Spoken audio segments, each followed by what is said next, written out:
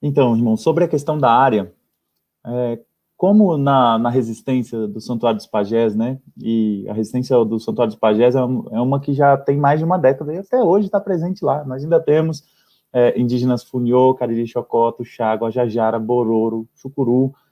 várias outras etnias, Axiinca, Tucano, várias outras que estão ali resistindo ainda a esse grande mal, né, que esse grande mal é a organização de determinado setor da burguesia do DF em torno da lógica da especulação imobiliária. E a partir disso, e eles têm tanto poder que já elegeram seus governadores, seus vice-governadores, e agora no atual governo do Ibanez Rocha, eles têm muito poder, porque o próprio Ibanez Rocha em si é o especulador imobiliário, né? Então, como o Stephanie falou no começo, né, da nossa atividade aqui, e isso faz com que qualquer área no centro da cidade esteja sob ataque. De alguma forma, seja o interesse direto, como era a construção do bairro do Setor Noroeste, que era o metro quadrado mais caro do país, né, e disputando com os mais caros do mundo naquela época, né, tamanho era bolha, ou então seja para retirar o povo trabalhador numa lógica de cidade higienizada, de cidade segregada socioespacialmente. O Distrito Federal junto com o estado do Amazonas, os dois lugares mais desiguais em todo o país, e o Brasil sempre teve ali entre os 10 países mais desiguais em todo o mundo, né, então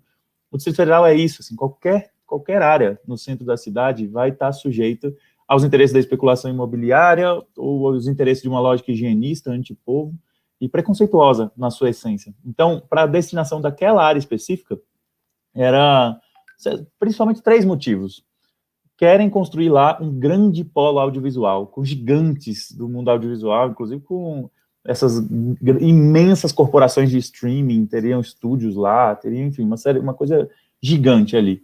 Além disso,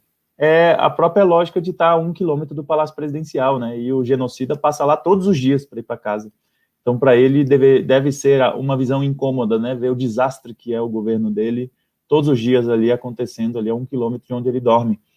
E isso incomoda porque não porque ele tenha piedade daquelas pessoas, mas porque ele quer mascarar o Brasil real que está acontecendo diante dos olhos de todo mundo, né? Que ele na rede social dele tenta mostrar outro Brasil. E o terceiro aspecto é esse, uma cidade higienista, uma cidade da especulação imobiliária, isso faz com que seja inaceitável ter no centro da cidade ou num dos lugares mais valorizados, né, ter famílias pobres, trabalhadoras ali. Isso faz, essa conjunção de coisas faz com que a violência sobre aquelas 34 famílias nunca tenha parado, né, e coloca a gente numa situação muito difícil. Bom, e isso quando eles não falam muito abertamente, assim, o governador Ibanez Rocha, ele falou numa entrevista recente para o SBT, eu não vou permitir a favelização da cidade, vou passar o trator mesmo, e é uma coisa impressionante. Ameaçou de novo, coloquei a polícia para investigar essas pessoas que estão estimulando as ocupações, vou prender os grileiros dessa cidade, né, chamando, querendo dizer tanto que outras pessoas, que as famílias são grileiras, né, na verdade, o grileiro está do lado dele, né, os especuladores imobiliários e os grileiros andam juntos aqui no nosso país, né. Enfim, e aí a gente entra pro ecossocialismo, né? Há 16 anos atrás, quando eu entendi, veio tipo uma martelada na minha cabeça, ter consciência teórica sobre algo que eu já tinha consciência prática, né? De viver num sistema, numa sociedade que não é feita para nós. Mas eu fui começando a entender, ter consciência teórica sobre aquilo que estava acontecendo. E aí eu me dei conta que existiam três grandes males afligindo a gente, que era a exploração, e estava mergulhando cada dia mais para entender a mais-valia, entender a divisão de classes que a gente vivia, enfim, entender como funcionava a estrutura dessa sociedade, a superestrutura da sociedade, e depois disso eu comecei a também entender ao longo dos anos, e felizmente com muita paciência, pela cabeça pensar onde os pés pisam. Eu sou um homem branco, hétero, cis, que cresci num ambiente de classe média, e por isso, numa sociedade patriarcal, numa sociedade racista, numa sociedade colonialista, isso leva a todo tipo de senso comum conservador, que é a ideologia da classe dominante atual. E no fim das contas, eu fui entendendo que além da exploração também tinham opressões, de gênero, de raça, de sexualidade, de nacionalidade, várias outras, e também fui entendendo que o desastre ambiental planetário era algo da maior seriedade. E a minha caminhada enquanto sócio-ambientalista, né, depois ao longo da minha vida, eu comecei minha juventude me preparando para ser publicitário, e fui publicitário por um certo tempo, a maior contradição da vida, né, da sobrevivência. E quando eu tomei consciência desse sistema, do que estava acontecendo, eu abandonei totalmente aquela caminhada e falei, não, eu vou ser socioambientalista, que é a profissão mais digna que eu consigo pensar numa sociedade que explora, oprime e destrói a natureza. E fui me dedicar a isso. E isso era uma pegada, eu sempre me reivindicava marxista, sempre me reivindicava socialista, comunista, só que eu ainda não tinha um embasamento de como que eu conseguia conciliar essas três lutas, a luta contra a exploração, contra todas as opressões, contra a destruição do planeta. E o ecossocialismo veio como um presente.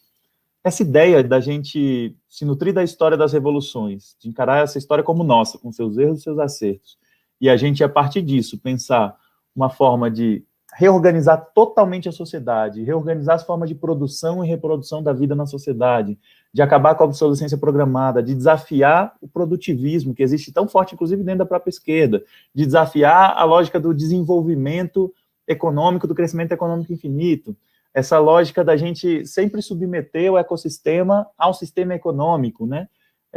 E a possibilidade da gente poder fazer tudo isso enquanto a gente cumpre a nossa grande tarefa histórica das revoluções, né, que é construir uma nova sociedade no lugar dessa, isso para mim veio como o grande embasamento teórico. Então, quando a gente fala do ecossocialismo, em essência é isso. É uma construção social, né, um horizonte estratégico marxista, sem dúvida nenhuma. A gente pode pegar lá no Capital, volume 3, né, Marx falando sobre a forma nada harmoniosa, né, da relação entre humanidade e natureza, levando a uma ruptura metabólica, e vários outros momentos. A gente pega em Engels, dá para pegar muito, sobre, inclusive vai lançar agora no Brasil aqui um livro do Correio Saito, né, sobre o ecossocialismo em Karl Marx, né, o ecossocialismo de Karl Marx, de que tem muito na teoria marxista de uma perspectiva ecológica radical. E isso, para nós, parece algo necessário, porque na minha caminhada socioambientalista também fui começando a entender mais todo o processo de desastre ambiental planetário, o aquecimento global, a quebra do ciclo do nitrogênio, a quebra do ciclo do fósforo, a acidificação dos mares, o buraco da camada de ozônio, a água potável disponível em forma líquida, as mudanças no uso do solo, poluição química e atmosférica. Quando eu fui me dando conta disso, caraca, a gente não dá conta de um ciclo neodesenvolvimentista aqui de mais 20 anos até que a gente possa fazer revolução, não, porque vai ter socialismo numa terra arrasada? É possível a gente pensar uma transformação assim? Vale a pena a gente viver numa sociedade assim? E aí o ecossocialismo veio como esse caminho. Reorganizar totalmente as formas de produção e reprodução da vida a partir de um planejamento democrático, fazendo a revolução mesmo, construindo a nossa sociedade sem classes, enfim, e chegando ao comunismo, e que, felizmente, o bem viver veio como um acréscimo à formulação ecossocialista também, um acréscimo no sentido da sequência de onde veio, né, mas poderia ter vindo muito bem em outros momentos, mas o bem viver coloca a gente para questionar, inclusive, nossos valores mesmo, né, qual é o nosso conceito de abundância, qual que é o nosso conceito de crescimento, porque crescimento é uma palavra do dicionário, tá? A gente quer que cresça, as relações sociais, a gente quer que se desenvolvam nossas tecnologias socioambientais incríveis, de mutirão, de bioconstrução, de sistemas agroflorestais regenerativos. Eu não tenho medo dessas palavras, crescimento, desenvolvimento. Agora, a gente vai deixar isso sempre como uma mentira colonial para manter o sul global primário exportador, para manter a gente sempre submisso numa divisão internacional do trabalho que nunca vai resolver os problemas das pessoas e está levando o mundo para a destruição. Então, o ecossocialismo e o bem-viver vieram, o ecossocialismo como esse horizonte estratégico e o bem-viver como a sociedade que a gente quer colocar no lugar mesmo, o programa máximo do que a gente sonha em viver, que coloca a gente para repensar, inclusive, coisas que a teoria marxista muita gente pensou, principalmente dentro do marxismo-humanismo, mas que às vezes as pessoas tratam como piegas, como o Vitor falou antes, né? Falar de amor, falar de felicidade, falar de realização, isso são coisas necessárias no mundo de hoje, a gente precisa pensar isso, precisa pensar sentido de propósito da nossa função social aqui. Então, no fim das contas, o ecossocialismo trouxe para a gente o senso de urgência de que a história das revoluções trouxe para a gente uma tarefa histórica de levar adiante a luta contra a exploração e todas as opressões, acabar com a dicotomia, como se houvesse uma briga entre ambas, como se uma anulasse a outra, como se falar de opressões dividisse a classe trabalhadora, ao contrário, a nossa classe trabalhadora é profundamente diversa, e trazendo a questão ecológica como algo central dentro dessa construção, dessas três lutas que estão interdependentes entre si. É assim que a gente trata o ecossocialismo. E por isso que você não vai ver, Fred, ecossocialistas falando que uma luta está competindo com a outra, que a outra luta está anulando a outra, porque isso é um equívoco brutal. Nós temos que lutar todas essas lutas ao mesmo tempo, encontrar os pontos de convergência com todo respeito e construção e autonomia e autodeterminação dos povos ali que estão tocando determinadas lutas, mas fazer essas lutas convergirem dentro da mesma revolução, que só é possível se elas convergirem entre si.